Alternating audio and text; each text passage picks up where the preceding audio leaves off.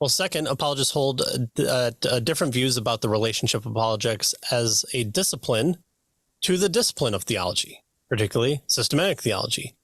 But some apologists view apologetics as a branch of theology, whether major or minor, while others regard it as a preparation for theology. So at what point does apologetics enter into the conversation? And so some people think that's what you have to start with first, and then you go into theology, and some view it as a kind of an offshoot of theology. So you have your theology, and from there, what do you do when it comes to unbelief? And so I think it's Oliphant who says that I may have the citation wrong, but the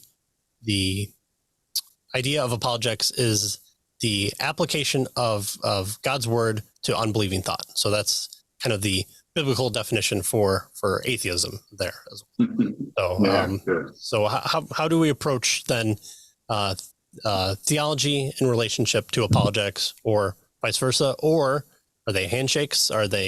Does priority matter? And so each of these four will take a kind of a different approach to them.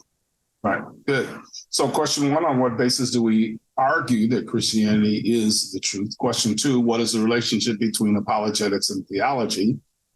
Question three, they tell us, is should apologetics engage in philosophical defense of the faith? So what part does philosophy play with regard to apologetics? Kind of the third issue that they want us to see. Mm-hmm. Apologetics is often viewed and practiced almost as if it were, a synonym or synonymous with a philosophy of religion, as a discipline that seeks to apply the tools of philosophy to defending and defining and proving keys of Christianity.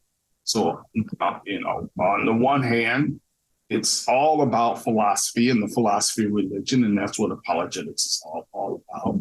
On the other hand, some apologists show great disdain for philosophy, regarding it as, notice, the enemy of Christian faith. So let's keep philosophy out of it. Right? Meanwhile, other apologists, they tell us, have regarded such efforts as inevitable, compromising the Christian message that is supposedly being defended. So again, we need to.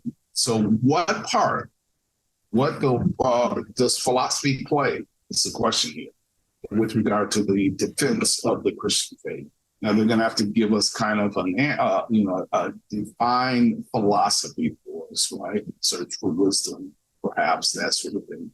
But we need to answer this question.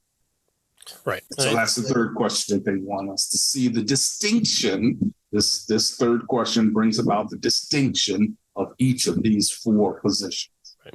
I think when people think of apologetics, I think this may be the question that scares them away the most, because, if we're talking about P, then Q, if not P, then Q, am I going to have to just look at these, or Bayes' theorem? I somehow take a historical account and I put it through some sort of math algebraic equation, and out pops either a 1 or a 0, and I'm supposed to go, oh, that proves that God exists. And so